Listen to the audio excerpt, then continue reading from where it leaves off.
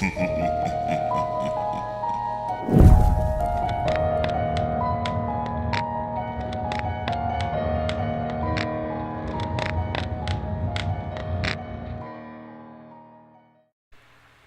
very good at hiding in plain sight. The human brain only perceives summaries and expectations, and they use that to their utmost advantage. A man in a gorilla costume can walk across a video of athletes passing basketballs without the viewer noticing. The creatures I'm talking about can skitter right on by when they know you won't be paying attention. Your awareness is their plaything. Ever thought you saw a face in the shadows? I'm here to tell you, you absolutely did. And it was watching you right back. They're not magic and they're not spirits. They are physically present, with bodies you might accidentally brush up against, and probably have. That's the key, though, and their primary strength. You just don't realize it when it happens.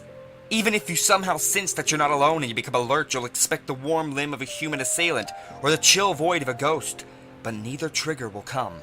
Truth is, you could be backed up against one right at this moment and you wouldn't know it, because the brain interprets most every sensation as something familiar and benign. You could turn your head and the entity behind you would have already anticipated that and moved to the next place that you're not looking. The damn thing's not even quiet, you just don't know what to listen for. Imagine this. Go back to a memory of a sunny day and recall a bird chirping outside your window. Yes, it's daytime. Did you think light would save you? The creatures in question have no association with shadows and darkness. If they did, I might hazard a guess as to what the hell they are. No, there's no easy safety in the light here. Now, the same way that you hear a spoken word and slowly transform it into another word in your mind's eye by analyzing and reanalyzing it. Listen to that chirping bird. You didn't even notice it before, did you?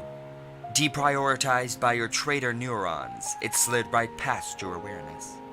A foreign stranger speaks a word with a heavy accent. At first it means nothing. You frown, you concentrate, and you look at his moving mouth for clues. Moment to moment, the word changes shape as you turn it and study it. Suddenly you have it. You smile in agreement. And from that point on, the memory of his first speaking has changed. You can't hold on to what you first thought you heard. Your brain has literally edited your understanding of your present and your past. But what if the choice it made was wrong? There's every possibility the chirps you heard outside your window on the summer day can morph the same way, back to what they really were. Don't think too hard on it. I first became aware of their existence when I was 14. As I've laid out, they're extremely good at hiding in plain sight. But every process has a non-zero failure rate. It might be 1 in a million or even 1 in a billion, but it will happen. I was that unlucky failure. There was still half of the backyard left to mow, and my interest did not extend beyond finishing my torturous chore and running back to my video games. I was innocent. I was just a kid. I was listening to the birds chirping on a summer day. My mind wandered. I thought of my future in some unknown college. I thought of my past as a child young enough to avoid chores, and I thought of my present. The birds didn't have any responsibilities. They just hung out all day, flew around as they pleased, and talked all the time in song. Nobody else would have randomly focused on the lilting sounds the way I did. I didn't stop to listen more closely. I didn't look around and smile at the beautiful weather. I just kept my eyes ahead of the mower and tried to hear what I could hear over the roar of its engine. I gave no outward indication whatsoever that my attention had shifted, and that was what led to its mistake. The longer my mind delved down beneath the blanketing sound of the mower, the more I could hear the birds. The closer I focused on the birds, the more I lost hold of the sound in my mind. It was very close to typical bird song at first, but then continually lost fractions of its normalcy and beauty second by second until it became distorted, alien, and haunting. I could understand how I thought that I was listening to birds, but now I struggled to process what sounded like wind moving through a series of twisted holes designed to mimic other noises in the environment. My mind's eye envisioned a strange organic stick of some sort, hollow in many avian ways, but whose bones and hole-ringing muscles were open to the air to allow oral camouflage. This image came to me as if from some half-forgotten nightmare, nausea-inducing, imminently threatening, and vaguely familiar. My moment of unconscious action came when I realized that there was no breeze. To make continual noises like that, the unknown bone and muscle stick would have to be moving. To be moving, it would have to be a leg. I erupted from my blank-stared focus without a moment's warning and flung my arm around faster than I could look. My hand closed on what I immediately recognized as a tree branch, and I was already relaxing in that split second that it took to swing my vision around to see what I'd... No, I'd only thought it was a tree branch. It had presented that texture to me by tensing mottled patches of skin clinging to the black exoskeletal bone I had gripped. I stared in awe and horror as it rotated interpretations in front of me. An umbrella that last night's storm had thrown in from a neighbor's yard, a large bush that I had somehow forgotten about, and even a stick that I'd managed to blindly catch right out of a surprise dust devil. But I wasn't letting go. Rings of muscle closed around some of my fingers, bringing that horrible nightmare-born image right back to the forefront of my awareness, and I knew the thing was alive and aware. It jerked away twice, escaping on the second, and I stared after it in the shifting shadows of clouds, made a weird pattern between the houses, and a truck drove by on the road until it was out of sight. Both the pattern and the truck had been tricks of perspective. I grabbed my head and struggled with the memories. My brain wanted to interpret them away, but I knew I had to hold on. I'd just seen something horrible beyond understanding, and I couldn't let that knowledge sink under my stream of consciousness and vanish. I managed to get inside the house and write down what I could before I became too unsure of myself. How had it so expertly presented stimuli of colors, light, and sound to me that I'd nearly interpreted away my awareness of it? I came to the conclusion that it had been watching me in particular for quite some time, and learning my senses, my behavior, and my lay of my nervous system. What else could I believe? If it was just that good at manipulating everyone all the time, what hope did I have of figuring out what it was? I looked things up on the internet most of the night, but found no real corroborating stories. The next morning, I came up against its second line of defense. Memories, imaginings, and dreams are all indistinguishable. In the safety of my bed, the nightmarish encounter seemed nothing but a fleeting series of random sensations. Had I dreamed it? The lawnmower remained halfway across the backyard, its job unfinished. It had happened. I went out there and completed my chore before my father noticed the unfinished task, but I remained wary at all times. There was no way to know if that creature had been real, but if so, there was a good possibility that it was hostile. Every shadow seemed to hold a threat, and every sound made me jump. For weeks I was stressed beyond belief, and there was nobody I could tell. Each day began blurring into the next, as they tend to do, and I was eventually forced to relax my guard. Without proof, there was no other choice. Thinking back on it, I wasn't able to be sure that it had been real. The mutatable nature of memory continually stole details away from me until all I had was a story that I kept telling myself about what had happened. When the only thing you have left to believe is your own insistence that something insane occurred, well, that's when you have to worry about being crazy. Occasionally, I would still go down unexpected streets or look in random directions, but these actions produced no results. If the creature had been real, it had probably taken my unexpected randomness into account after the first failure. Or maybe it was staying away from me to avoid giving me a chance to be certain. Once was an inexplicable and weird experience. Twice would be prompt for action. As bad luck would have it, I'd been right about two things. There were more than one of them, and they did adapt to specific people and communities. That was the cause of my second experience. I was 20 and in college by then, and had firmly put the whole thing behind me as a sort of scary story that I brewed up as a child. My friends and I had gone camping, and we were deep in the woods of a state park, sitting around a fire at night. There was nothing around but the flames, the beers, my friends, our tents, and the trees, until a falling meteor lit up the night as it burned out just above the distant horizon.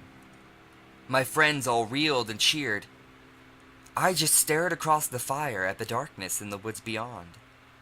The meteor had been a totally unpredictable event, not predicated on the actions of any earthly being, and thus, our silent watcher had been slow to adjust. Under the meteor's 3 seconds of shifting light, I stared directly into the complex, multi-orbed eyes of the enemy. Did it know that I knew? Did it see light the way we did? In many unintentional ways, I'd prepared for this moment for years. I kept my heart rate and breathing normal and made no move, not even with my eyes, that might give away my awareness. And now I was certain. In that single moment, years of self-doubt and cognitive dissonance vanished. But the creature had not come for me. I drank beers and told stories and laughed with the rest of the group, while secretly amazed at how blatantly obvious the thing was now that I had noticed it. It often circled the camp in the darkness, and with the corner of my sight I kept track of it until I knew who it was most interested in.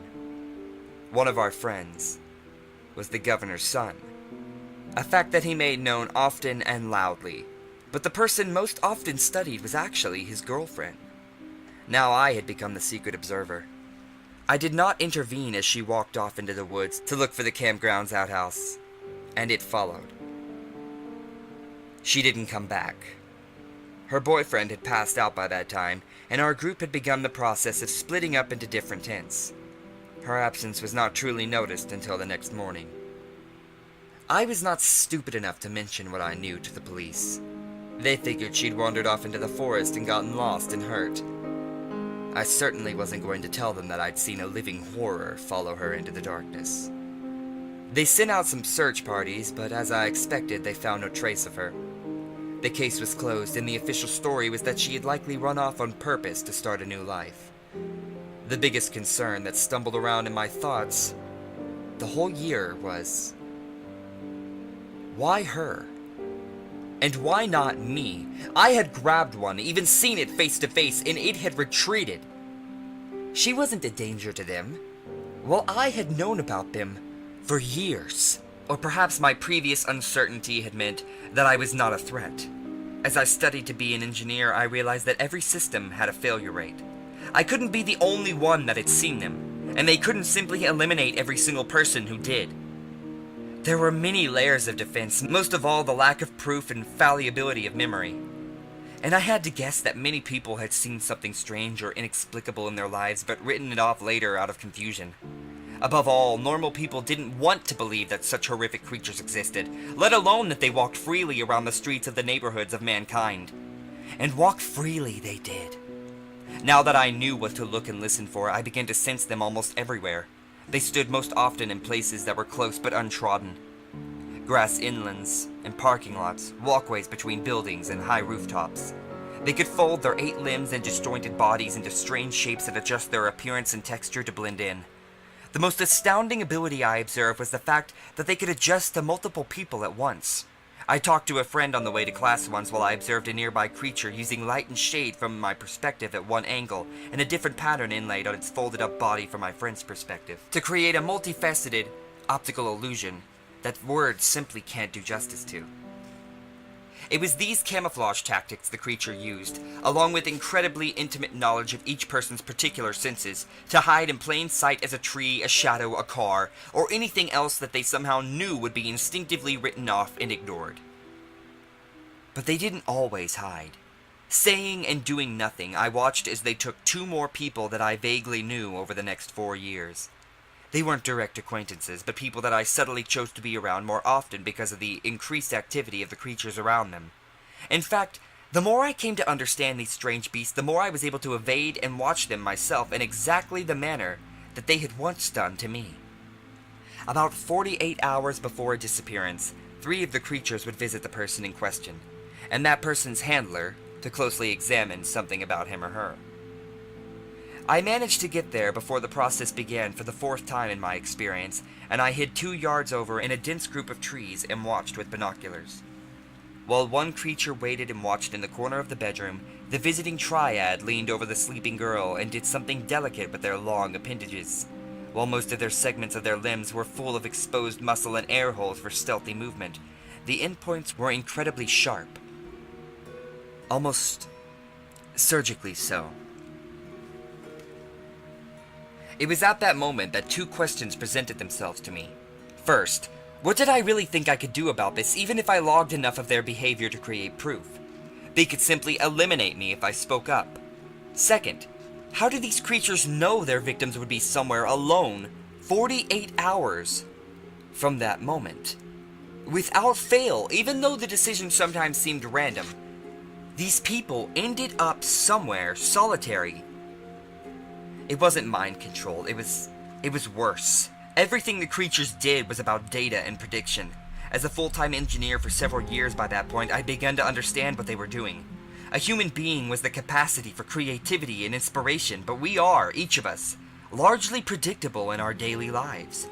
Watch someone long enough, and you can guess at their future actions. This girl had been watched for a very long time, and they knew she would be alone and vulnerable in 48 hours.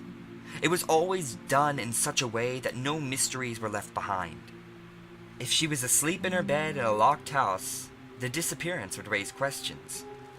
Keeping incognito in a large coat and low hat, I watched her for the next 2 days, noting her handler's subtle new quivering behavior. Was it excited? The thought of that thing growing excited for whatever it was about to do turned my fear into anger. The hour approached. She was up later than usual because she'd been at a bar with friends. And now she was walking home by herself. Other drunk people were on the street with her. How did they intend to... Her phone rang. Answering it, she turned left down a quieter street. She spoke to someone she liked on the other end. It was not a trick. How the hell did they predict that? Just how deep did their data extend? My mind ran endlessly over the insane requirements of it all. They would have to have complete behavior profiles, not just for the girl and her caller, but for every drunk on the street, every person who had been at the bar, and every driver in the area. Of course, they had long-term and detailed data on all of those people. It was what they did. It was all they did. Day in and day out, slinking around behind us, watching, logging, studying. The bastards knew everything about us! I shouted a warning. The girl turned around suddenly and stared right into the face of her attacker. Smooth, chitinous plates over unidentifiable pulsing fleshy sacs and nodes, all set under complex insectoid eyes. Obviously, she screamed. It didn't go after her as she ran for her life. Instead, it whipped its head around and stood high on its segmented limbs. The creatures were usually low or folded in some manner, so the sight of it cresting 10 feet high broke my resolve and I too ran. A strange call went out, much like the horn of a truck, and I knew it was calling others to the hunt. I had enough wherewithal to realize that running into the chill night would mean death. I dashed onto the street and slowed to a walk among the drunks leaving the bars in loud and laughing groups. My jacket was bulky and the brim of my hat mostly hid my face. Would the creatures know who I was? I altered my gait and focused on the unconscious behaviors of my body in an attempt to avoid fitting any data that they had on me. Would my very pattern of breathing give me away? But drunks were not the defense that I thought they were. Their attention was minimal and scattered, and multiple shadows began lurking at the edges of my oasis, moving inexorably close as they found vectors where nobody was paying attention. They could pick me right out of the middle of the crowd and the drunks would never notice. I needed inspiration.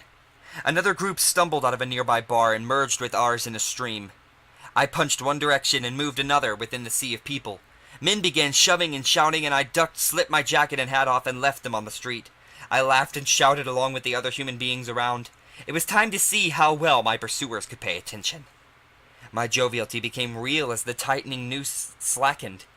These were field observers, not the data handlers. And they didn't have profiles to compare with each of us to root out which had been the deviant. Every single one of us was sweaty, red-faced, loud, and kinetic. A man in a gorilla suit could have walked through us at that moment without the creatures noticing. All I needed to do was drift away as all the bar-goers eventually did. And, if I wasn't followed, I was home free. Of the 24 of us out there on the orange-lit sidewalk, the 4 creatures would have to choose only a 6th of us to follow. Those were better odds than I could have hoped for. But my luck came up short. One of them slipped after me as I split away from the crowd. I couldn't return home and let it know who I was. Worse, it had freedom now to get creative. It took on the flashing blue and red qualities of an approaching police cruiser at the corner of my vision, just enough to get a normal drunk to turn around in surprise, and it knew it had me when I panicked and ran instead. I ducked under a rusted fence, dashed through a construction area, and took many hard turns in a suburban area. But I eventually found myself knocked to my knees in a dark yard. The shadow of the monstrous creature loomed over me, and I felt the surgically sharp end of one of its limbs traced gently across my throat, just enough to scrape but not to kill. And with that, it departed. At first I was terrified and confused, but then I understood. They knew. They knew who I was now. They didn't need to kill me. My little rebellion had been cut short because my hidden behavior would now be included in their data. I would never be able to interfere again. What to do then? I've waited and watched for a number of years. Now only aware of disappearances through internet articles and social media posts. I go to my job, I work, I go home, and I watch TV. I've dated. I assume I'll get married and have kids someday, but always they lurk. Watching, waiting, and surgically slicing away specific people from the fabric of our communities. I write this now because of an offhand comment from an old acquaintance that I ran into this week. It was that governor's son that I used to hang out with. And he told me that his father had been considering running for Senate all those years ago, but had opted not to because of our friend's disappearance in the woods. Now that speaks to me of something far greater and far more sinister than ever I had guessed at. How far ahead do they see? How long have they been watching us, editing us? We might rise up enraged as a species if glorious world leaders or local kind-hearted souls were to disappear, but we think nothing of the impact the removal of unimportant individuals have on those around them. Before the person who might save us from these creatures can even become a leader, someone close to them and important to them can be excised, and therefore none of us are the wiser that we've lost someone amazing. I know now why they've let me live, and even why they're letting me write this. First, they seek submission and hopelessness, and I have long submitted and given up hope. Second, they know you won't believe me. And they know that even if you did, you would submit and give up hope too. You are like me, bandied about in a world of apathy, distraction, and pointlessness. On the off chance you feel like doing something about it, don't. Don't look behind you. Don't start paying attention. Most of all, don't start thinking about why things are the way they are. If you're the type of person who might wake up and look around, I guarantee there are eyes on you at this very moment. And those ghastly eyes see more than you ever will. They know absolutely everything about you and can punish you before you even begin an attempt to resist them. As for how to pass the time in our shared invisible captivity, well, I can recommend some really great TV shows.